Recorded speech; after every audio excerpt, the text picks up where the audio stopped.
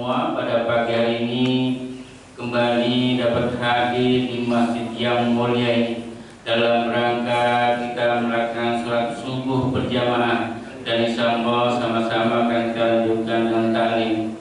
Tentu besar harapan dan doa kita bersama, mudah-mudahan apa yang telah kita laksanakan dan apa yang akan kita laksanakan, semua amal ibadah kita diterima oleh Allah Subhanahu wa taala. Amin ya rabbal alamin. Salawat dan salam semua terlimpahkan dengan kita Nabi Muhammad sallallahu alaihi wasallam beserta keluarga dan sahabatnya dan juga beberapa pengikutnya hingga akhir zaman. Amin ya rabbal alamin. Baik Bapak dan Ibu yang dirahmati Allah, mari taklim kita pada pagi hari ini sama-sama kita awali dengan baca basmalah. Bismillahirrahmanirrahim.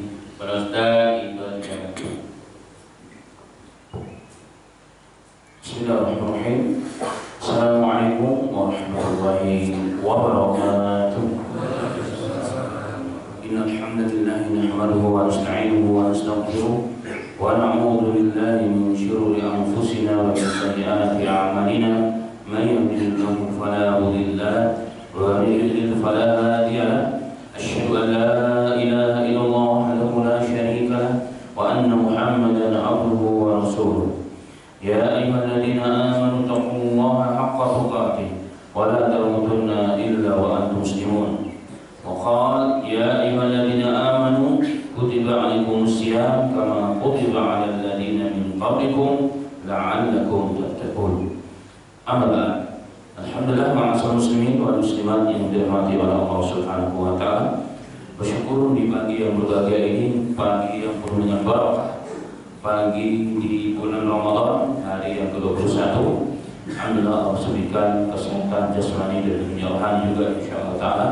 Taufik dan kemudahan inayah hidayah Allah Subhanahu wa taala sehingga kita dapat mengawali hari ini, hari Ahad ke-21 Ramadan dengan takarrub kepada Allah taala dengan menjalankan sunnah-sunnah puasa, sahur tentunya, kemudian menjalankan puasa, kemudian menjalankan satu di antara kewajiban kita setiap hari ini sholat subuh berjamaah, dan Allah boleh memberikan kesempatan bersama-sama kembali kita mengamalkan satu perintah agama, perintah Nabi Muhammad SAW, yaitu thalabil ilm. Semoga Allah menerima seluruh ibadah kita, aktivitas kita hari ini dan seluruh bulan Ramadan, dan Allah jadikan bulan Ramadan pada tahun ini 1440 Hijriah atau 2019 Masehi menjadi Ramadan yang terbaik dalam sejarah kehidupan kita. Amin ya rabbal alamin. Terkait dengan Ramadan, sebelum kita masuk ke kajian kita melanjutkan materi sebelumnya, ada satu hadis yang sering diperdengarkan. Sebenarnya ini disampaikan sebelum Ramadan, tidak masalah insyaallah. Menjelang Ramadan, dalam khutbah, dalam ceramah dan lain sebagainya, yang dikatakan bahwa hadis tersebut Malaikat Jibril ketika di penghujung bulan Sya'ban, di bulan Sya'ban di hari Jumat, di atas mimbar Nabi Muhammad SAW tiba-tiba mengatakan amin, amin, amin selama 3 kali. Kemudian setelah itu ditanya oleh sahabat, ya Rasulullah, nggak biasanya kamu melakukan suatu perkara yang aneh pada hari ini, mengucapkan amin pada setiap tangga? Karena mimbar Rasulullah itu 3 tingkat, 1, 2, 3. Sallallahu alaihi wasallam. Rasul mengatakan, oh ya betul, karena tadi ketika saya mau naik ke mimbar yang pertama, kedua, dan ketiga, Jibril memberitahukan aku agar aku mengaminkan doanya. Siapa yang berdoa? Jibril, makhluk Allah yang paling dekat dengan Allah, makhluk Allah di atas langit sana. Dan manusia yang paling mulia, paling makhluk doanya siapa di bumi ini? Nabi Muhammad. Yang mengaminkan Nabi Muhammad di sini, dan yang berdoa adalah Jibril alaihissalam. Apa bunyinya?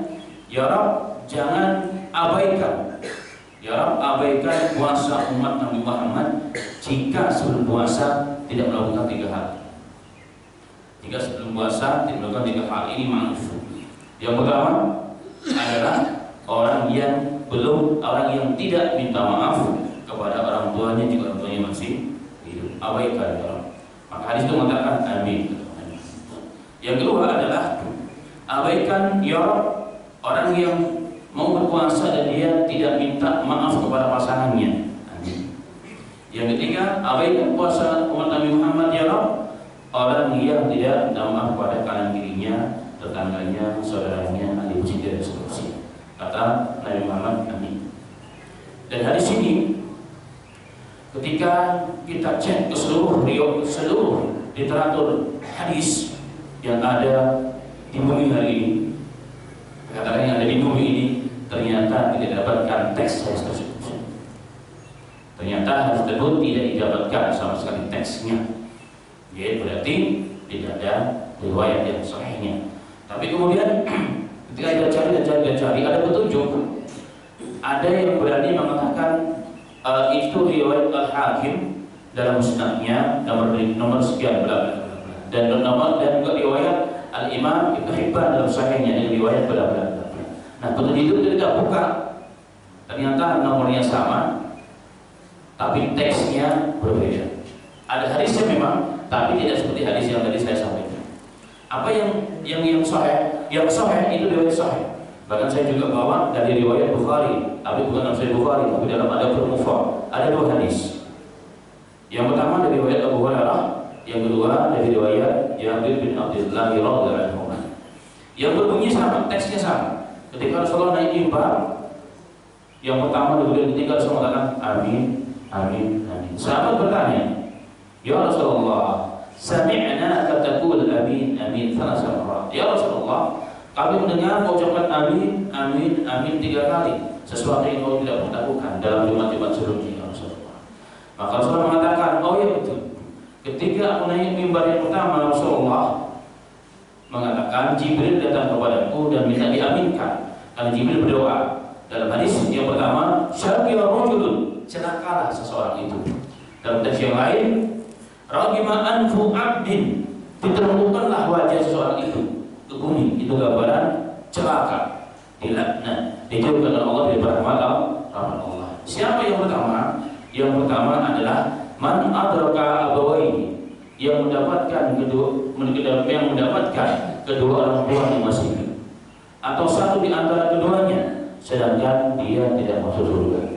Itu doa Jibril. Maka Imam mengatakan amin.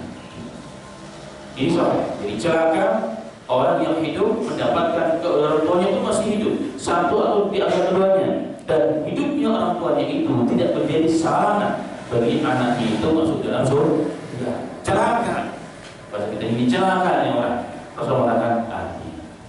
Jadi masuk surga itu gampang kalau punya orang tua.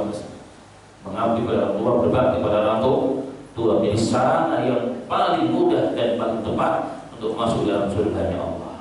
Rasul mengatakan amin. Yang ketiga, syaqiya abdun, celakalah seorang hamba, atau terlupakanlah wajah seorang hamba. Siapa? Man adraka Ramadan, siapa yang mendapati bulan Ramadan, hatta yang sanifah dalam riwayat, sehingga Ramadan meninggalkannya, falam yughfar lahu, dan dia tidak diampuni dosanya oleh Allah. Rasul mengatakan amin. Yang ketiga adalah celaka seseorang, atau diterlupukkanlah wajah seseorang, gambaran daripada laknat Allah, dimurkai oleh Allah Subhanahu wa taala. Siapa dia? Orang yang disebut di sisinya namamu wahai Muhammad. Orang yang disebut pada sisinya namamu wahai Muhammad, dan dia tidak berselawat kepada Allah Subhanahu wa taala. Amin. Jadi semoga kita tidak termasuk daripada satu dari 3 golongan tersebut. Amin ya Allah. Tapi kenapa saya akan meninggal ini penting? Ini penting. Bukan berarti hadis ini atau yang saya sampaikan ini melarang orang maaf-maafan sebelum Ramadan, tidak sama sekali. Atau melarang maaf-maafan pada setiap waktu, tidak sama sekali. Bahkan Rasulullah pernah mengatakan, "Al-zulmu dzulumatun yaumil qiyamah." Sesungguhnya kegelapan itu, kezaliman itu kegelapan pada hari kiamat. Maka pada hari ini siapa? Alaihi man lam akhi, yang punya kesalahan, kezaliman kepada saudaranya, baik dengan lisannya, baik dengan tangannya, dengan kebijaksanaannya kalau seorang pemimpin atau memeliharanya dan sebagainya, maka hal yastahilu, dan ini diminta dihalalkan. Bagaimana caranya? Mengembalikan jika diambil, membayar utang, atau minta maaf untuk tidak ridhonya, atau sebagainya, sehingga disepakatkan. Hatta sehingga datanglah waktu tidak bermanfaat uang perak kita dan uang emas kita, maka hendaknya minta maaf sekarang ini. Ini menunjukkan kepada kita anjuran untuk selalu berminta maaf kapanpun kita merasa punya kesalahan. Jadi bukan hanya menjelang Ramadan. Jadi sekali lagi bukan membatasi orang minta maaf, bukan. Tapi membuat amalan khusus berlandaskan dengan hadis yang nggak ada hadisnya. Berarti hadis yang pertama tadi itu penisbatannya memang benar, mirip hadisnya, tapi teksnya, isinya, kandungannya berbeda. Maka tidak boleh melakukan amalan dengan hadis yang bukan hadis sebenarnya. Karena kalau hadis dhaif atau hadis palsu itu ada riwayat, tapi diriwayatkan orang yang tidak bisa dipertanggungjawabkan menurut para ulama kita, orang hadisun, Hajar, Asqalani, Imam Nawawi dan sebagainya. Jadi ada riwayatnya, tapi riwayatnya tidak dengan orang-orang yang tidak bisa dipercaya, bukan bohong, tidak sifat dalam dirinya dan seterusnya. Tapi kalau hadis dikatakan la aslahu aina yasalu aslun, tidak ada asalnya, bahkan sanadnya pun tidak ada. Jadi dari mana hadis itu? Nggak tahu dari mana datangnya. Nah, apa bahayanya kalau kita menyampaikan itu share nih? Ini kan cakap memang di dalam Ramadan atau setelah Ramadan di share kemana-mana. Apa bahayanya? Bahayanya adalah terkena sabda Nabi Muhammad SAW, man kadzdzaba alayya muta'ammidan falyatabawwa maq'adahu minan nar. Barang siapa yang dengan sengaja menisbahkan sesuatu kepadaku, padahal aku tidak pernah mengatakan, ini hadisnya Rasulullah, padahal Rasul tidak pernah mengatakan, tidak pernah berbuat, maka Rasul mengatakan silakan mengambil tempatnya di neraka jahannam. Makanya Imam Ibnu Hibban dalam kitab Sahihnya, kitab hadis cukup besar, beliau membuat bab wujub dukhulin nar man qala ala Muhammadin, man kadzdzaba ala Muhammadin amdan. Jadi wajib masuk neraka barang siapa yang berdusta atas Nabi Muhammad dengan sengaja. Maka hadis yang saya sampaikan tadi dinukil oleh Imam Bukhari. Dan bawahnya lagi belum membuat bab wujubi dukhulin nar man kadzdzaba ala Muhammadin sallallahu alaihi wasallam. Bab wajibnya masuk neraka barang siapa yang berdusta atas Nabi Muhammad walaupun tanpa sengaja. Makanya ulama-ulama hadis, para muhaddisun mengatakan orang yang paling banyak berdusta kepada Nabi Muhammad di antaranya siapa? Orang-orang yang dianggap saleh. Lah kok bisa? Karena orang yang saleh tidak tahu ilmu hadis, gampang mensunnahkan Rasulullah, ini sunnah. Karena baik dikatakan sunnah, kalau baik dikatakan sunnah. Dan ini salah. Padahal tidak semua yang dianggap baik itu sunnah. Itu hadis Nabi Muhammad SAW. Tapi setiap hadis Rasulullah adalah sunnah, adalah kebaikan. Ini juga mirip dengan hadis yang sudah disampaikan. Semoga di sini tidak ada dalam khutbah, di mimbar dan ceramah, taklim di bulan Ramadan atau dalam bulan Ramadan secara khusus. Yaitu apa? Man fariha bidukhuli Ramadan haramallahu jasadahu an-nar. Barang siapa yang senang dengan datangnya bulan Ramadan, maka akan diharamkan jasadnya dari api. Nah, sedikit dengan Bapak Ibu dari Islam. Hadis ini ternyata tercolok di 10 kitab hadis yang ada, tidak ditemukan hadis ini dengan riwayat. Tapi ini masuk kategori hadis-hadis yang tidak ada asalnya juga. Jadi riwayat itu tidak ada. Dua hal, hadis itu dikatakan sahih atau tidak sahih dengan dua kategori berbeda. Yang pertama dilihat dari sanad. Sanad adalah orang-orang yang meriwayatkan dari seorang imam kepada Rasulullah. Ternyata ini tidak ada sanadnya. Sama dengan hadis yang tadi disebutkan di atas. Jadi tanpa sanad berarti bukan hadis Nabi Muhammad. Kemudian dari sisi maknanya, teksnya, matanya dalam ilmu hadis itu matanya juga sepintas bagus, tapi sepintas bertentangan dengan agama. Hanya dengan senang datang bulan Ramadan, senang ada dua, senang secara syariat.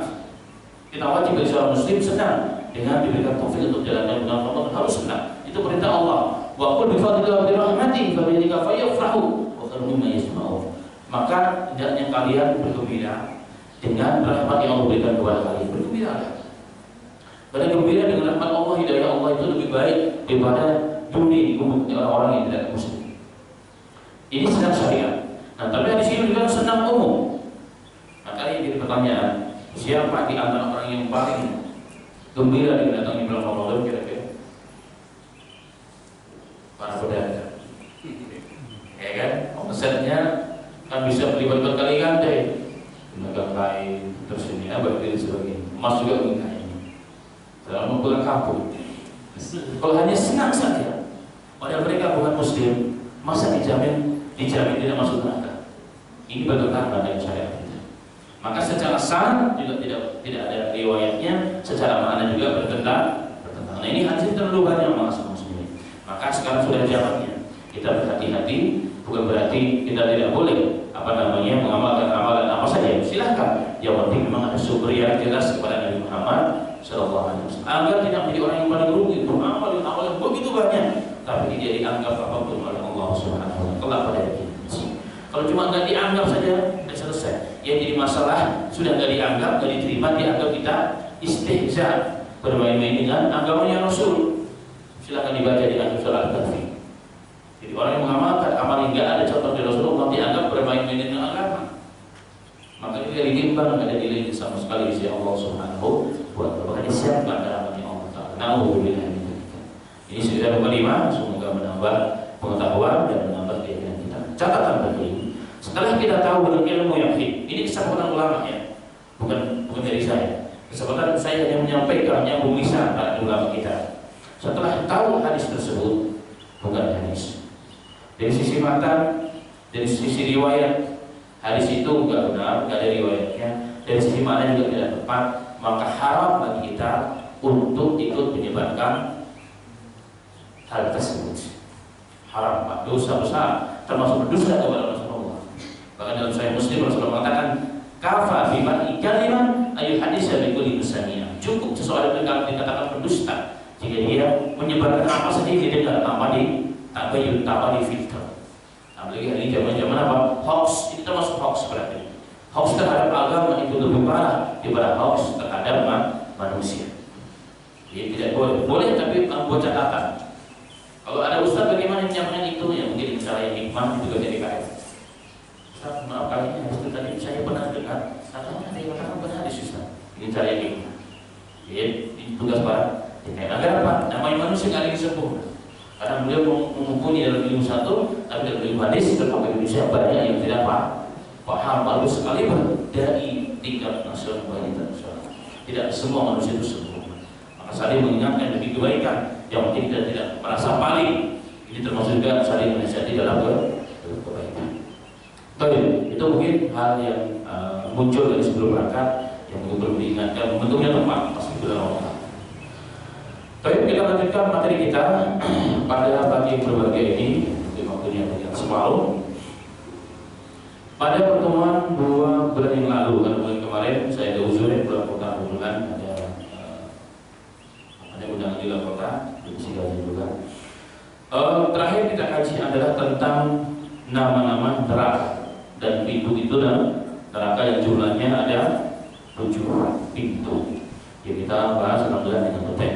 Nah, hari ini kita masuk kepada ta'amu wa syarabu ahli nar, makanan dan minuman ahli neraka yang Allah siapkan bagi calon penghuni neraka. Kita paham dan kita telah meyakini bahwa neraka adalah tempat yang telah dijanjikan, yang telah diancamkan oleh Allah Ta'ala melalui Al-Quran, melalui lisannya Nabi kita Muhammad SAW bagi orang-orang yang tidak menjalankan syariat Allah, bagi orang-orang yang tidak mau taat kepada sunnah Rasulullah SAW.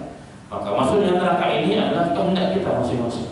Allah tidak mau hamba-Nya masuk neraka, tapi Allah siapkan neraka dan Allah siapkan surga. Karena Allah tahu, Allah memang menghendaki semua umatnya taat, semua orang masuk surga. Tapi Allah juga tahu bahwa umatnya banyak yang tidak mau taat, bahkan banyak yang tidak mau beriman, bahkan ada yang ingkar dengan hari kiamat. Luar biasa. Maka Allah siapkan sebagai balasannya. Makanya mengingat kita di awal-awal kajian tentang neraka, Ahlussunnah wal Jamaah meyakini beriktikad orang masuk ke dalam surga itu bukan karena amal tapi dengan rahmat Allah, dan orang masuk neraka itu kenapa? Keadilan Allah. Itu akidah Ahlussunnah wal Jamaah yang telah kita bahas panjang lebar. Ketika orang masuk neraka maka disiapkan azab di neraka. Azab di neraka. Di antaranya azabnya, makanannya dan minumannya. Dalam Al-Quran Allah sebutkan zakum. Jadi adalah salah satu makanan di neraka yang Allah siapkan bagi neraka adalah buah pohon yang bernama zakum yang ini tumbuh di dasar neraka Jahannam. Tumbuh di dasar neraka Jahannam. Berarti sangat panas karena neraka membakar, tapi ada pohon di neraka jahanam tersebut. Dan itu masya Allah Subhanahu wa Ta'ala. Dalam Al-Quran Allah berfirman dalam surah At-Dukhan, Inna syajarat az-zaqum ta'amul athim kal-muhli yagli fil butun kal-wal. Allah mengatakan inna syajarat az-zaqum, sesungguhnya pohon zakum itu adalah makanan. Ta'amul asim, sesungguhnya pohon zakum itu adalah makanan bagi para pendosa. Jadi ta'amul asim itu pendosa, makanan yang disiapkan bagi orang yang pendosa, berarti orang yang masuk neraka.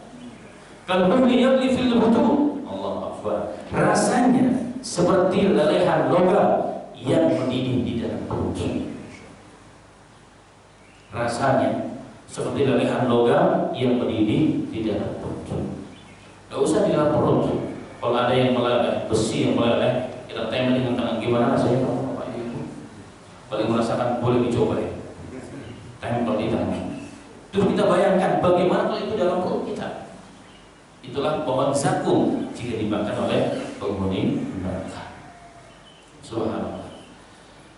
Allah Akbar. Kemudian Allah mengatakan, kalau hamim, seperti air yang mendidih yang amat begitu panas. Masuk ke dalam perut, maka dia mendidih. Itulah zakum. Dalam ayat yang lain Allah Subhanahu wa Ta'ala berfirman, adzalika khairu nuzulan am sajaratuz zakum.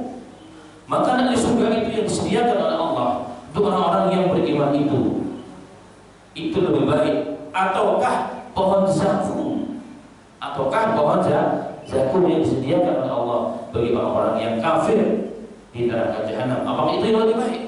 Jadi makanan di surga bagi orang mukmin atau makanan di neraka bagi orang kafir, para pendosa? Jadi pohon zakum mana yang lebih baik itu kata Allah.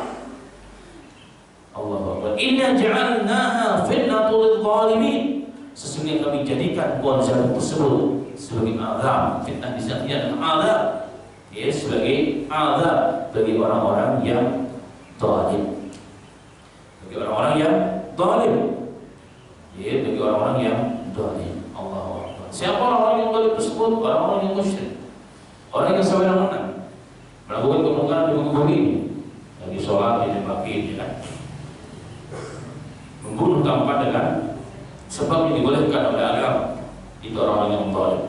Jadi termasuk mereka dimasukkan dan disiapkan azab oleh Allah.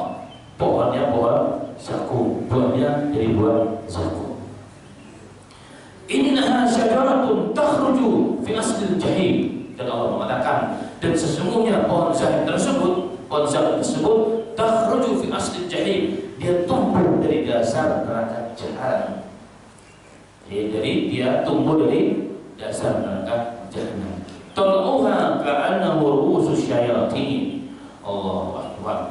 Dan kata Allah, buahnya seperti kepala syaitan yang sangat menyeramkan. Walaupun kita semua tidak pernah melihat kepala syaitan dengan benar, tapi gambaran kalau begitu di benak kita, namanya syaitan pasti menyeramkan. Begitulah buah yang kita makan. Tidak cuma menyeramkan, tapi begitu panas masuk dalam perut, ke dalam mulut, maka kamu menghancurkan isi perut karena dia mendidih. Panasnya lebih panas daripada logam yang dileraikan. Maka seharus diri Allah. Bayangkan orang masuk di neraka diazab oleh Allah. Sebenarnya dosanya masing-masing. Lapar dia tidak terkirakan, haus dia tidak terkirakan. Ketika dia minta makanan, minta buah-buahan, diberikan. Kalau mau silakan di pohon zakum.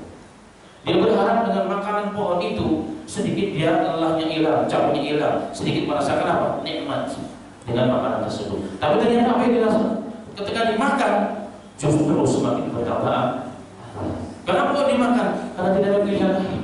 Dia haus, dia lapar, dia harus makan. Tapi ketika dimakan malah justru semakin terajar dari Allah Subhanahu wa Ta'ala.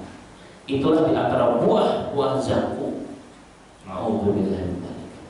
Dalam ayat yang lain surat Al-Isra ayat 60 Allah mengatakan, wa syajarat mal'una fil Qur'an nukhawwifuhum fama yajiduhum illa tughyanan kabira. Jadi pohon zakum itu yang Allah persiapkan bagi orang-orang ahli neraka, yang ditumbuhkan dari dasar neraka jahanam, yang buahnya seperti kepala syaitan, jika dimakan meluluh-lantakkan isi perut manusia. Allah mengatakan sifatnya juga syajaratu mal'unah, dia pohonnya dilaknat oleh Allah. Pohonnya saja dilaknat, pohonnya saja dilaknat oleh Allah. Awalnya dilaknat, ibaduhu anil rahmatillah, dilaknat artinya apa? Dijauhkan oleh Allah dari rahmat Allah, rahmat Allah subhanahu wa ta'ala. Yang telah dilaknat dalam Al-Quran, nukhawwifuhum, kami jadikan kisah Yakub ini adalah rahmat Allah untuk memberikan rasa takut pada manusia. Jadi jangan semena-mena, jangan kafir, jangan sebarkan agama yang tidak jelas di Indonesia contohnya. Jangan suka membunuh sembarangan, mendzalimi ulama, dulu abai, begitu. Jangan. Kalau nggak disiap dari pohon zaitun. Tapi apa yang terjadi? Fama yaziduhum illa tughyanan kabira. Tapi yang terjadi bukan mereka malah takut, tapi semakin hebat kedustaannya, semakin hebat kesenangannya, seenaknya sendiri, durhakanya kepada Allah. Kenapa kok bisa demikian?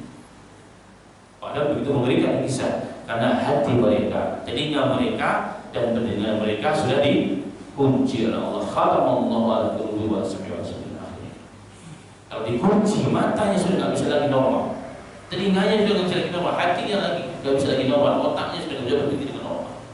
Kenapa? Apakah tiba-tiba mereka begitu? Bukan.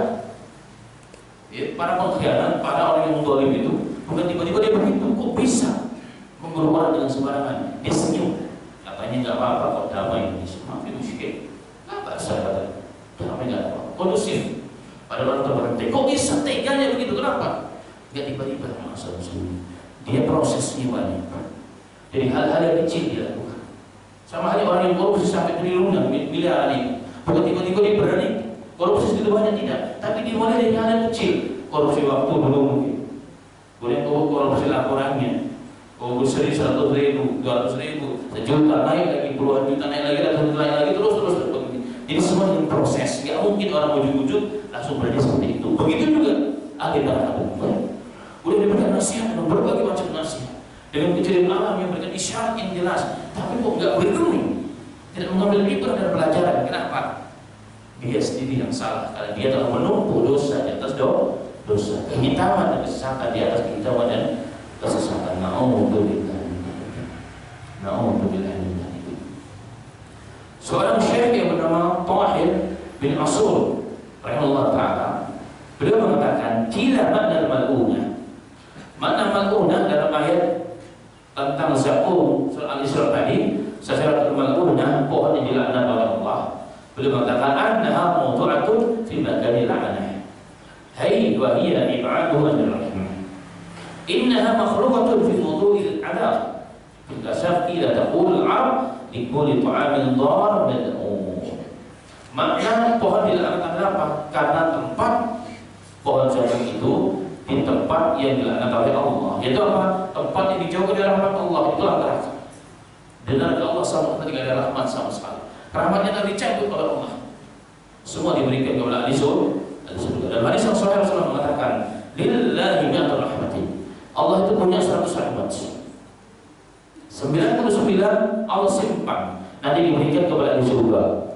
Satu rahmat dibagikan dari semenjak dunia ada, dari semenjak Nabi Adam sampai manusia terakhir. Adanya orang berkasih sayang, suami menghormati istri saya dengan suaminya, anak saya kepada orang tua saya kepada anak, saya kepada tetangga, kepada guru, seterusnya. Bahkan sehebat-hebatnya hewan predator, pemangsa itu, dia pun tidak akan melukai anaknya. Rasulullah, ini semua bagian dari sekian persen rahmat yang satu rahmat itu. Sudah begitu manusia. Kita duduk di sini, kenapa? Rahmat satu dari bagian rahmat Allah. Kita saling menghormati orang lain, kenapa? Satu bagian dari rahmat Allah. Satu bagian rahmat Allah yang dibagi sekian miliar manusia, sekian tahun. Kayak begini maksud kita rasakan. Kita bayangkan kira-kira bagaimana rahmat Allah yang 99 yang diberikan kepada ahli surga. Maka sering saya katakan, nikmat ahli surga itu adalah sesungguhnya nikmat yang merupakan super mega canggih kehidupan. Super mega canggih. Bagaimana tidak melihat burung yang terbang terdetik dalam hati, nggak terucap, Alangkah nikmatnya kalau bunuh di atas jadi makanan saya. Tiba-tiba jeblok jatuh di depannya. Nanti kita bahas mengenai bazooka. Setelah dimakan langsung kembali terbang dia. Adakah teknologi yang lebih canggih daripada itu di dunia ini? Tidak ada. Itulah teknologi yang super mega canggih yang Allah siapkan bagi kawan orang Islam. Maka bohong orang mengatakan Islam itu nggak siap dengan teknologinya. Islam itu lebih canggih. Ada nggak manusia yang punya kendaraan yang lebih cepat dari kendaraan yang Rasulullah pulang? Terbang di malam hari dari Masjidil Haram ke Masjid Aqsa, terus naik ke Sidratul Muntaha di atas langit ke-7 sana. Padahal antara langit pertama dengan dunia jaraknya 500 tahun berjalan. Begitu balik lagi ke Mekah. Maka banyak orang nggak meyakini Rasulullah. Ini satu dalil kepada kita bahwa Islam adalah ajaran yang sangat sesuai dengan ilmu pengetahuan termasuk teknologi sesungguhnya. Tapi bagaimana saja kita menggunakannya? Baik, dan kita kembali kepada bab. Maka neraka itu bukan tempat rahmat. Satu rahmat pun tidak ada. Semua diambil rahmatnya ke dalam dalam hadis. Jadi neraka adalah tempat keburukan Allah dan kemarahan Allah kepada hamba-hamba. Dalam masa muslimin, makanan yang pertama adalah buah zakum yang pohonnya tumbuh di asli jahim yang ditumbuhkan oleh Allah dari dasar neraka jahannam. Na'udzubillah min dzalik. Kira-kira gimana panasnya? Rasulullah pernah mengisyaratkan mengenai zakum ini. Dalam hadis yang sahih riwayat Imam Tirmidzi, beliau mengatakan sallallahu alaihi wasallam, "Lau anna qatratan min az-zakum qatrat fil bihari dunya la afsadat ala ahli dunya ma'ishatahum fa kaifa biman yakunu ta'amuhum." Rasul mengatakan dalam riwayat ini, seandainya satu tetes dari buah zakum tersebut nyemplung ke samudra dunia yang ada 7 samudra, yang dunia itu lebih besar samudranya daripada daratannya. Sampai berapa persen katanya? 70%. Itu lautan. Dicemplungi satu tetes dari buah zakum tersebut. Apa kata Nabi Muhammad SAW? La afsadat ala ahli dunya ma'isha. Maka akan merusak seluruh kehidupan dunia ini. Hanya satu tetes. Zakum itu netes di dunia, di samudra. Maka semua dunia ini akan hancur berantakan. Maka Rasulullah mengatakan, fa kaifa biman yakunu ta'amuhu. Lalu bagaimana orang yang makan langsung yang pohon itu, yang buah itu jadi makanannya?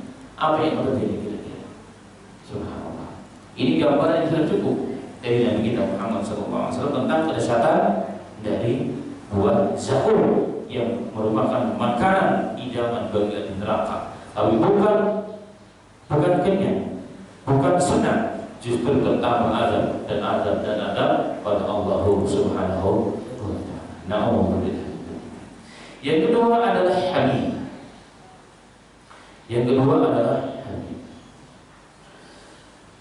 Ketika orang kepanasan karena minum, karena makan buah zakum, tentunya haus. Dia akan haus, akan mencari minuman yang sejuk kalau bisa, supaya sedikit hilang rasa panasnya, rasa sakit yang dia azab Allah Ta'ala dalam tubuhnya. Maka orang akan mencari minuman dan Allah persiapkan minumnya. Al-Quran mengatakan, فَإِنَّهُمْ لَآكِلُونَ مِمَّا فَمَالِنُونَ مِنْهَا بُطُونَ ثُمَّ إِنَّ لَهُمْ عَلَيْهَا لَشَوْبًا مِنْ حَمِيمٍ. Allahu Akbar. Allah mengatakan orang-orang yang kafir dan musyrik setelah makan buah zakum itu merasa haus, maka tidak menjadi kenyang, justru haus terada. Kemudian mereka mencari ingin mendapatkan minuman, dan Allah siapkan, tapi minumannya adalah apa? Hamim. Apa itu hamim? Minuman yang mendidih dan melegar saking panasnya itu. Itulah yang disiapkan oleh Allah Subhanahu wa ta'ala. Dalam beberapa tafsiran ulama mengatakan al-hamim alladhi intaha harruhu. Hamim itu adalah air yang mendidih yang begitu panas, bahkan puncak panas di neraka itu. Air minum itu adalah hamim. Itulah yang disiapkan oleh Allah bagi ahli neraka. Al-Imam As-Sa'di rahimahullah mengatakan, "Ma'u har alistada harruhu yashrabunahu fa yaqau an'a'ahum." Panas itu begitu dahsyat yang telah dipanaskan sekian ribu tahun, ya, dipanaskan di neraka sekian ribu tahun, disiapkan dari orang-orang ahli neraka. Setelah dia makan buah zakum, maka Allah suruh minum minuman ini. Apa yang terjadi setelah diminum? Maka seluruh usus isi perut menjadi hancur berantakan. Menjadi hancur berantakan. Itulah hamim, maka untuk hamim inilah ulama-ulama dahulu menangis ketakutan. Ya, kalau di dunia kita tidak mampu menahan rasa panas yang begitu luar biasa. Orang makan atau minum air panas yang masih menggelegar itu kita ambil dari teko, kita ambil jadi kira-kira melempuk kita punya lidah. Ini kita selalu nggak ada apa-apa. Panas yang paling panas, jadi kadang-kadang dia 70 kali, itulah panasnya neraka. Apalagi angin itu diminumkan bagi ahli neraka. Yang sebelumnya telah makan zakum yang sebelumnya telah diazab dengan neraka oleh Allah Taala. Seandainya manusia itu di neraka hancur, kemudian mati, maka matilah mereka. Tapi sengaja nggak dibuat hancur oleh Allah. Kenapa? Hancur balik lagi sebagai azab bagi mereka. Sampai kapan? Sampai waktu yang tidak ada ketentuannya dari Allah. Jika dia kafir, maka selama-lamanya. Na'udzubillah. Kemudian ma'asyiral muslimin rahimani wa rahimakumullah. Yang berikutnya minuman ghassaq. Allah mengatakan, la yadhuquna fiha bardan wala syaraba illa hamiman wa ghassaqa. Allahu akbar. Penduduk neraka jahanam, mereka tidak merasakan kesejukan di dalamnya, tidak pula mendapatkan minuman kecuali selain hamim dan ghassaq. Kalau hamim tadi dari sampaikan. Apa itu ghassaq? Apa itu ghassaq? Ulama berbeda pendapat dengan dua pendapat. Ulama salaf termasuk para sahabat. Ghassaq yang pertama kata Abdullah bin Abbas adalah wa zamharir yukhawwifahu bi baradihi. Yakni puncak minuman yang sangat dingin yang jika diminum akan beku. Itu namanya ghassaq. Itu menurut Al-Imam Abdullah bin Abbas, ulamanya sahabat radhiyallahu anhu. Dan begitu juga muridnya Mujahid. Ghassaq itu adalah sans barik aligolintah berguru, adalah es yang dingin yang sampai pada puncak kedinginan. Itulah ghassaq. Itu menjadi minuman bagi orang yang masuk neraka. Sudah panas, makan minum hamim, sebelumnya minum zakum, dikasih yang dingin. Apa yang terjadi kira-kira masuk? Mobil saja yang masuk panas, lalu disiram dengan air dingin. Apa yang terjadi kira-kira? Coba. Maka dalam kitab pengobatan Islam, Al-Imam Ghazali sudah mengatakan orang yang habis makan selalu mandi, habis makan mandi, bahaya. Misalnya lumpuh tiba-tiba. Jadi orang makan baru proses makan itu sering mandi terus, pokoknya kebiasaannya makan baru mandi. Itu salah, harusnya mandi dulu baru makan. Beliau mengatakan karena badan sedang berproses. Di badan mobil sedang dipanasi, tiba-tiba kita siram dengan air, apalagi air dingin, maka bisa lumpuh, organ tubuh kita tak kuat. Nah, kita bayangkan bagaimana orang-orang yang kena minuman besar dalam arti. Tapi yang kedua, ulama mengatakan yang dimaksud besar, yang besar adalah walladhi yasilu min juludihim, yaitu besar adalah cairan yang keluar dari kulit-kulit penduduk neraka, jadi menanah campur darah. Itulah besar, itulah minuman bagi ahli neraka. Ikrimah seorang tabi'in mengatakan ma yakhruju min absarihim min bihi wa dam, itu nanah dan darah yang keluar dari mana? Mata penduduk neraka. Jadi matanya busuk, keluar nanah dan darahnya. Itulah yang diminum oleh ahli neraka. Inna lillahi wa inna ilaihi raji'un. Bukan tambah sehat, tapi yang ada tambah sakit dan terazab dengan azab Allah Subhanahu. Yang kedua adalah maksud muslim adalah dar'. Allah mengatakan laisa lahu ta'amun illa min dhari'. Ini ayat yang ma'ruf. Laisa lahu ta'amun illa min dhari'. Dalam surat Al-Ghasyiyah, mereka tidak memperoleh makanan selain dhari'. Apa itu dhari'? Ulama mengatakan dhari' adalah tumbuhan yang berduri. Jadi kalau di zaman Rasulullah ada juga dhari' namanya di negara Arab, tapi sangat beracun dan durinya sangat tajam. maka bahkan hewan pun nggak berani mendekat. Karena hewan itu, jika pohon itu tidak beracun, maka subhanallah Allah berikan teknologi kepada hewan. Ketika dia menggigit pohon yang berduri, maka pohon tersebut di depan mulutnya itu menjadi apa? Menjadi lumer. Itu bisa perhatikan. Hewan-hewan yang hidup di padang pasir, di padang pasir itu banyak tumbuhan yang berduri. Ketika mau dimakan, itu nggak pernah kelolok, orang bilang, nggak pernah ketusuk apa? Duri pohon itu. Itu fakta yang ada di lapangan. Itu merupakan apa? Teknologi yang sungguh canggih yang Allah berikan kepada mulut sehat hewan. Tapi coba kalau manusia, subhanallah, karena tulang ikan aja setengah mati terbang. Nah, Rasul mengatakan saking pahitnya dan saking beracunnya dan begitu tajam apa namanya durinya, maka dhari ini atau dhari itu nggak pernah disentuh di dekat oleh hewan-hewan di daerah wilayah Arab. Ini di wilayah Arab kata Rasul sallallahu alaihi wasallam. Kata ulama. Nah, bagi penduduk neraka disiapkan dhari, tentunya dhari neraka berbeda dengan dhari di dunia ini. Sehingga apa ma'asyiral muslimin, dalam beberapa penafsiran ulama, ketika orang makan pohon duri ini, buah duri, maka yang pertama kali nyangkut di tenggorokan dan dia keracunan dan begitu panas karena duri-durinya dari api neraka, racunnya ditaruh di api neraka, keselak dia, keluar nggak bisa, masuk juga nyangkut, hancurlah berantakan tubuhnya. Ada duri yang begitu dahsyat panasnya dan yang begitu mengerikan racunnya. Itu makanan ahli neraka. Saya singkat karena waktunya sudah hampir nyampe. Yang berikutnya adalah kata Nabi Muhammad SAW, wisli, wala ta'amun illa min wisli. Dari surah Al-Haqqah. Tidak ada pula makanan bagi penduduk neraka kecuali apa?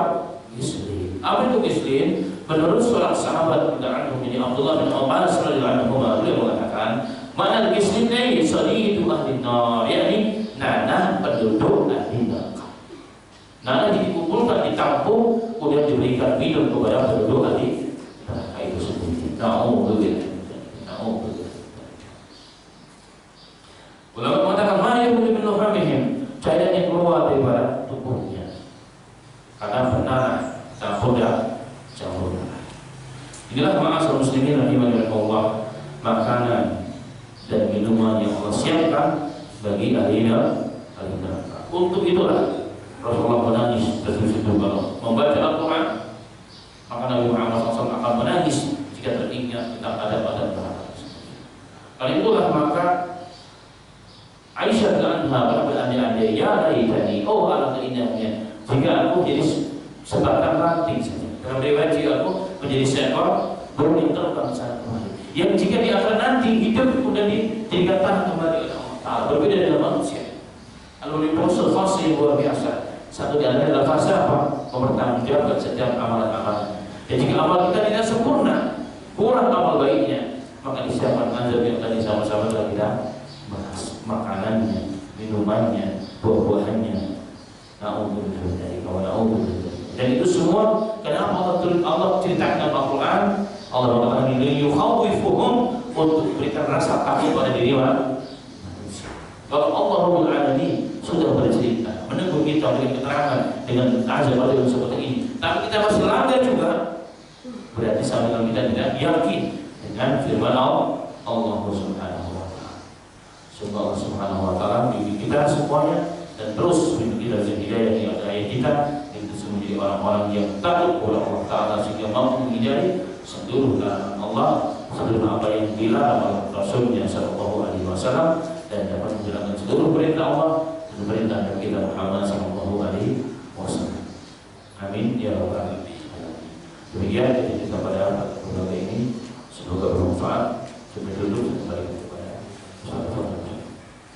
Alhamdulillah, jazakumullah khairan pada ketika yang kami nyampaikan pelajarannya pagi ini, itu terkait dengan bagaimana kehidupan di neraka. Tentunya kita semua berdoa mudah-mudahan kita semua terhindar dari panasnya api neraka. Kita langsung saja pada sesi tanya jawab. Silakan Bapak dan Ibu. Ya, 1, 2, 3.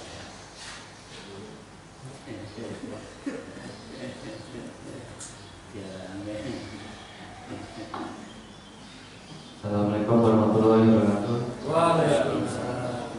Pak Ustadz, izin nanya Pak, ini terkait dengan misalnya kondisi kita harus apa namanya, kayak misalnya kita lagi ada acara di pertemuan di masjid itu Pak ya, kan kita kalau di kantor nih harus salaman gitu Pak. Kadang-kadang salamannya dengan lawan jenis gitu. Nah itu boleh nggak sih Pak? Kalau kata bos saya itu kita sementara ganti mazhab dulu, maksudnya kan kita ada wudhu nih, kan nggak boleh kalau salaman katanya batal. Tapi ada mazhab tertentu kalau yang salaman dengan yang lain jenis itu nggak batal. Nah karena ini waktunya mepet atau gimana, kita ada wudhu langsung wudhu lagi. Jadi katanya kita bisa langsung sholat. Nah itu benar nggak ya Pak Ustadz? Gitu, maksudnya boleh nggak gitu? Terus misalnya satu lagi, misalnya kita ikut sama rombongan sholat tarawih di ganti masjid.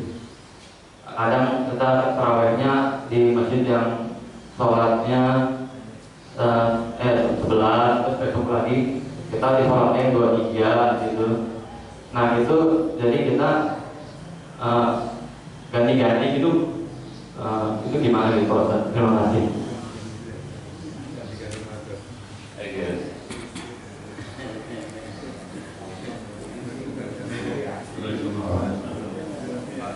Ustaz, saya ingin menanyakan kembali dari pengantar Ustaz tadi mengenai seorang anak atau Nabi Muhammad yang mengaminkan Jibril menyatakan bahwa kalau saya tidak salah anggap seorang anak itu tidak akan masuk surga, paling sabar masuk neraka. Kalau dia itu tidak menemui atau kurang peduli dengan orang tuanya, ya. Hakikatnya apa? Pada waktu menjelang puasa itu karena pentingnya atau mulianya puasa ini, atau karena menghargai seorang bapak yang katakanlah kurang perhatikan. Nah, bagaimana kalau misalnya apakah ini ada kata seorang ibu sadar dengan salahnya, kemudian minta maaf dengan cara itu. Nah, karena baru minta maaf atau termaafkan pada waktu Idul Fitri misalnya. Apakah ini sanksinya juga bisa dihapus? Tidak akan.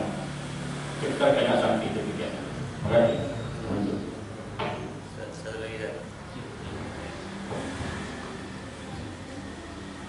Assalamualaikum warahmatullahi wabarakatuh. Terima kasih atas waktunya Kak Ustaz. Alhamdulillah, subhanallah, doa tadi bagi penduduk surga itu makanannya buah-buahan yang sedap, yang manis-manis, yang apa namanya, segar-segar, yang menyejukkan. Tetapi bagi penghuni neraka makanannya pohon zakum yang berduri dan air panas. Kalau saya pernah dengar juga minum darah dan anak. Yang ingin saya tanyakan yaitu mengenai hal ini, yaitu apakah kegiatan penduduk surga selama 1 hari saja di surga itu sama dengan 50.000 tahun kalau biasa dibandingkan dengan kehidupan di dunia. Sedangkan kehidupan di dunia dari pagi jam 6 pagi sampai jam 6 sore aja kayaknya lama banget. Ada yang bekerja macam-macam itu rasanya lama. Ada disertai dengan tidur, istirahat dan sebagainya. Saya ingin saya tanyakan apakah kegiatan penduduk surga pada setiap hari. Terima kasih. Assalamualaikum warahmatullahi wabarakatuh.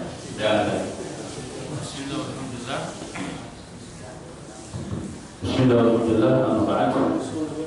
Yang pertama terkait dengan pertanyaan bersalaman dengan ajnabiyah, orang yang bukan mahram kita. Jadi bukan muhrim tapi mahram. Orang muhrim itu orang yang berihram. Mahram orang yang bukan mahram dan bukan orang yang tidak halal dan kita, untuk orang yang halal dinikahi oleh kita. Baik.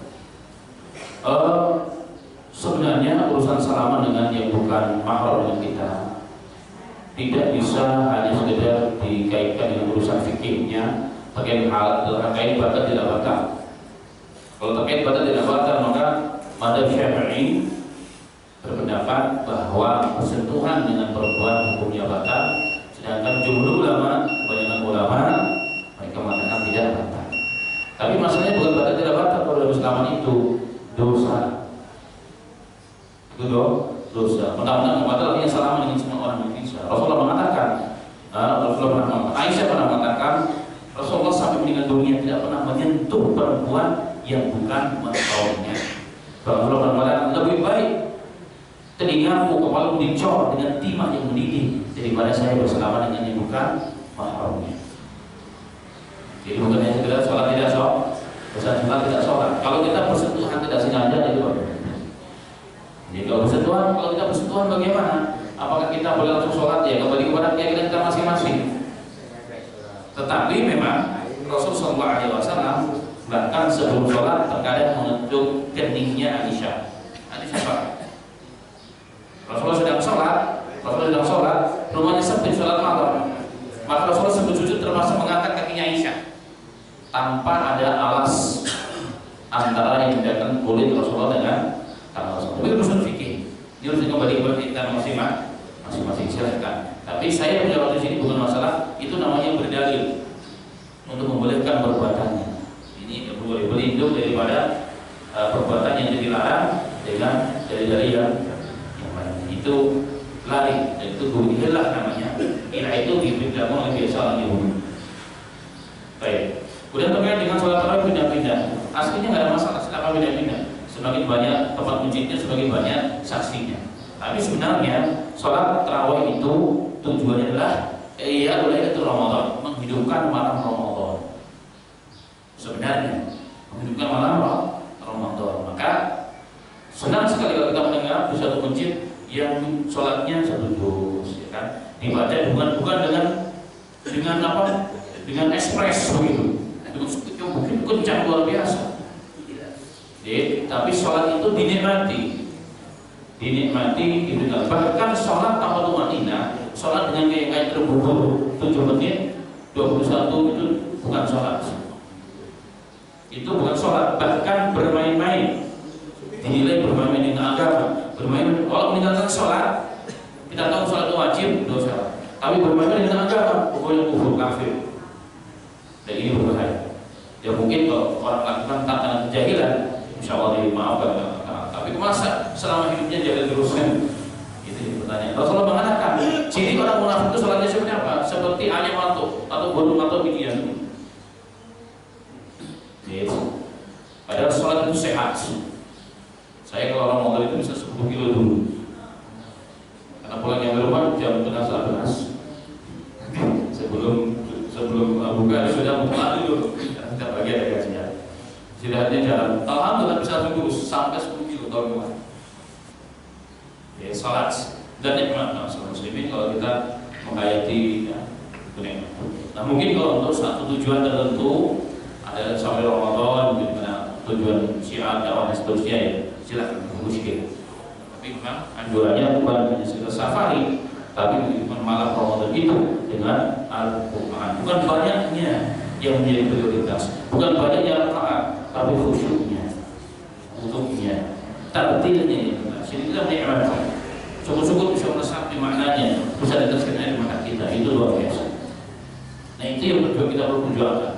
Mungkin kalau dia seorang pejabat atau seorang aktivis, dia ingin mengetahui umatnya bagaimana, boleh. Tapi kalau nggak keperluannya ngapain begitu? Mendingan dia itu kita hidupkan malam. Apalagi sudah firman pada bulan. Tapi ini masalahnya nggak ada masalah jika ada tujuannya yang baik. Baik. Kemudian menyambung pada pertanyaan yang ketiga. Mungkin pernah kembali saya teruskan. Jadi hadis yang sahih adalah hadis riwayat Ibnu Hibban, Al-Hakim, Tirmizi, Bukhari, Al-Mufrad. Teksnya adalah Ragima anfu abdin, ditelungkupkanlah muka seseorang. Dalam riwayat Syakia abdun, celakalah seseorang itu yang dia hidup menjumpai dua orang tua tuanya atau satu di antara kedua orang tuanya, sedangkan dia tidak masuk surga. Itu teksnya ya. Jadi ini yang kalau maka Rasulullah mengatakan amin. Jadi celaka seseorang yang hidup menjumpai orang tuanya, satu atau dua orang tuanya masih hidup, tidak membawa dia, tidak dijadikan sarana bagi si anak tersebut masuk ke dalam surga. Berarti apa? Dia tidak dijadikan kesempatan itu sebagai kesempatan berbakti kepada dua. Pada hadis yang sahih Rasulullah pernah mengatakan kepada seseorang yang tidak izin berjihad, jihad kurang apa? Untuk aman dan pahalanya. Mati syahid akan memberikan 70 syafaat dari keluarganya. Rasulullah bertanya, Allah kabawai? Iya ya Rasul. Apakah kamu punya dua orang tua? Ya Rasul. Saya tinggal tapi nangis. Maka Rasulullah fajari finima, berjihadlah pada keduanya, jadikan mereka tertawa sebagaimana tadi kau tinggalkan dia menangis. Kenapa? Karena pada orang tuamu surga muda neraka. Surga muda neraka. Ini hadisnya sahih ini. Ini satu dalil keutamaan berbakti pada dua orang tua. Nah, terutama ini kan anak semua dari orang tua kita. Kalau orang yang umur 40 tahun biasanya sudah punya anak, sudah punya keluarga, terus hidupnya sudah mulai mapan, sibuk, biasanya cuma dengan orang tua. Ini pun jarang. Ada yang telepon kita nggak angkat. Ini satu. Padahal orang tua kalau udah tua, apa yang mau cari? Makan sudah nggak kuat lagi. Jalan dulu sudah nggak kuat. Yang dikira apa? Anak itu ingat. Nggak perlu bangunkan rumah, nggak perlu diberikan makan yang enak. Ingat saja. Pada orang tua hidup teman. Ingat, bapak ibu itu sudah tua. Dia sudah cucunya ditinggal anaknya jauh merantau atau bekerja, akan merasakan itu. Apalagi di hari-hari Ramadan begini, apalagi menjelang hari raya Idul Fitri, itu suatu kenikmatan bagi orang yang luar biasa. Maka sempatkanlah kalau bisa berbakti langsung, minimal berbakti dengan cara yang lain, senang hati. Kenapa Rasulullah mengatakan celaka? Karena Jibril, kalau Rasulullah mengatakan amin, orang yang menjumpai orang tuanya atau satu di antara keduanya, sedang dia tidak masuk surga Allah Subhanahu wa taala. Semoga saya dan antum semuanya diberikan oleh Allah taufik menjadi anak yang berbakti kepada kedua orang tua kita. Amin ya rabbal alamin. Baik. Nah, ini saya sampaikan sahih. Tapi hadis yang mengatakan tadi yang di awal, Jibril mengatakan, ya Allah abaikan puasa umat Nabi Muhammad yang tidak maaf, yang tidak melakukan 3 hal. Satu dari minta maaf kepada orang tua sebelum menjelang Ramadan, abaikan. Itu bukan hadis. Maksud juga enggak di segala sanadnya. Tapi penisbatannya kepada riwayat itu dusta. Katakan dusta, bukan kepada Nabi Muhammad SAW. Maka minta maaf. Kapan ada merasa salah langsung minta maaf. Gak usah nunggu Ramadan, gak usah nunggu Idul Fitri. Kenapa? Ya kalau sampai umur kita.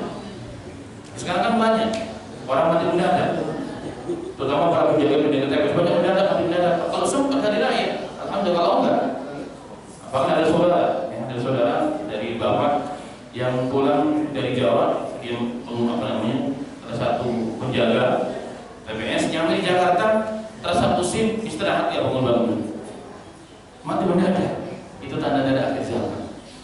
Maka jangan sampai menunggu. Nanti ada tamatnya kalau dia Lebaran. Nah, ini kebiasaan kita. Lebaran kesempatan sekali pulang ya, tapi bukan waktu untuk kita mau. Apa setiap ada rujak merasa kita buat salah langsung kita mau. Jangan menunggu. Masalahnya dia yang mati atau kita yang mati duluan. Itu jadi masalahnya. Ya. Makanya Abdullah bin Umar mengatakan, "Idza asbahta fala ta'bil masa." Jika engkau berada di pagi hari, jangan pernah menunggu sampai sore hari buat amalan termasuk minta maaf. Dan jika engkau telah berada di sore hari, kalau kita kaitkan dengan yang ditanyakan, merasa berbuat dosa pada orang tua di sore hari, nggak perlu nunggu pagi. Takutnya umur kita tidak nyampe, akan dibawa mati sampai hari. Na'udzubillah min. Baik. Yang terakhir tadi tentang makanan surga. Oh iya, kegiatan ahli surga.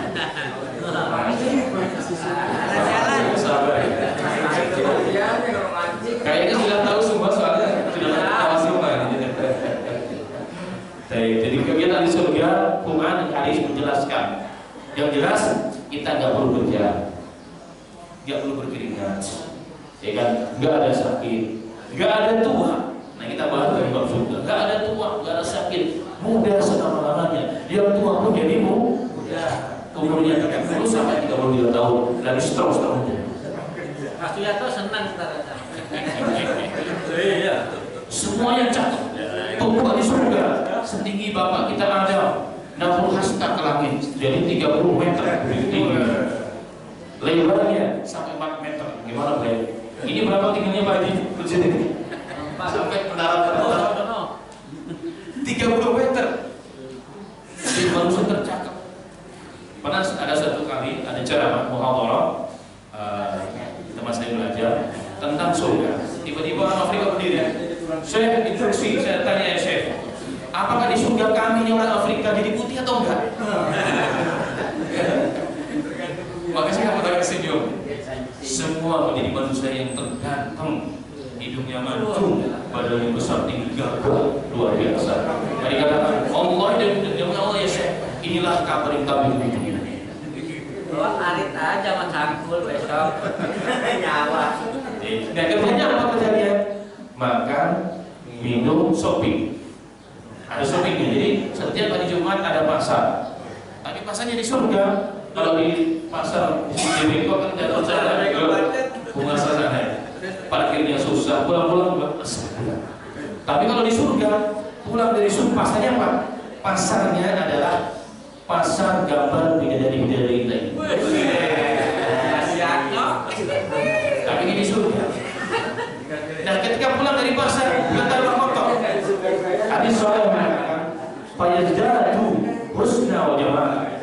Orang yang pulang dari pasar, dari supermarket atau yang shopping, bertambah tampannya, bertambah gantengnya. Anehnya lagi, istri yang di rumah pun, ratunya kita, istri di dunia, ratunya kita di sana, ratunya bagi dari kita pun tambah cantik juga. Maka istri kita tanya, Bang, kok pulang dari pasar tambah ganteng, tambah gagah? Dia kata juga, engkau juga punya lidah, kok tambah cantik, tambah Minum jamu tambah muda. Inilah amalan di surga. Yaitu, jadi kerjanya makan, minum, shopping, dan hubungan suami istri. Inilah kerjaan di surga. Minumnya arak tapi tidak memabukkan. Madu, air susu dan seterusnya. Allah siapkan. Susunya bukan kita beli, bahkan sungainya sungai susu. Sungainya sungai madu, tinggal diciduk doang. Dan asli Pak, asli, nggak ada campuran apapun. Dari mana sumbernya? Min khazainillah, dari kodrat Allah Subhanahu wa ta'ala. Untuk inilah kita diciptakan sebenarnya.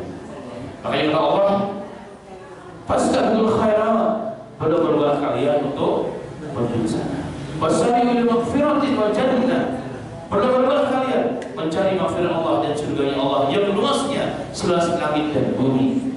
Orang yang paling rendah derajatnya di akhirat 10 kali besarnya dunia ini. Kalau kita menakutkan tuh, satu orang begitu luas. Kalau pikiran kita di dunia ini, dia menakutkan, tapi di sana berbeda tuh. Orang badan kita berapa? 30 meter gedenya. Subhanallah, luar biasa. Ada satu pohon yang indah, bukan menakutkan.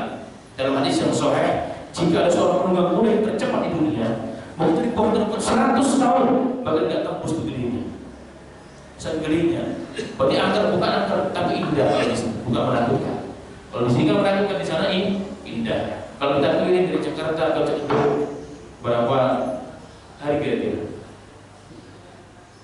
Ini panjang, segini luas. Di akhirat 100 tahun menunggang kuda, nggak tembus di bawah itu. Itulah yang jadi tanaman dalam kita. Maka Adam alaihissalatu wassalam ketika berjumpa dengan Nabi Muhammad pada Isra Mi'raj, beliau mengatakan, wahai Muhammad, salam kepada umatmu. Ya, salam kepada umatmu. Sampaikan bahwa surga itu tanahnya sebesar pohon wangi, tapi masih kosong. Tanamilah dengan apa? Dengan banyak berzikir, bertasbih. Subhanallah, mentajamkan satu pohon di tanah oleh Allah, menjadi keindahan bagi kita. Subhanallah berikutnya ditanamkan oleh Allah Subhanahu wa ta'ala. Maka beruntunglah orang-orang yang diberikan taufik oleh Allah setiap hari, setiap waktu semakin dekat masuk surga dan semakin jauh dengan nerakanya Allah Subhanahu wa ta'ala. Karena surga itu dekat, neraka juga dekat, dan kita mungkin jauh. Jadi jangan khawatir bapak-bapak yang sudah kena asam urat, darah tinggi, apalagi diabetes, di surga mafi muskil, makan sebanyak-banyaknya, minum sebanyak-banyaknya, hubungan sebanyak-banyaknya, gak ada rasa lelah, gak ada rasa capek, gak takut, gak ada buat. Ya, itulah. Untuk itulah Nabi Muhammad berjuang. Untuk itu kita perjuangkan untuk hidup kita supaya kita masuk menikmati yang wajib kita tersebut.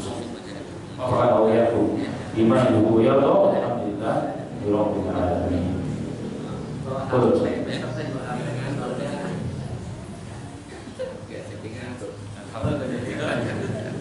Baik, Ibu, alhamdulillah, ucapan terima kasih sekali lagi untuk kita.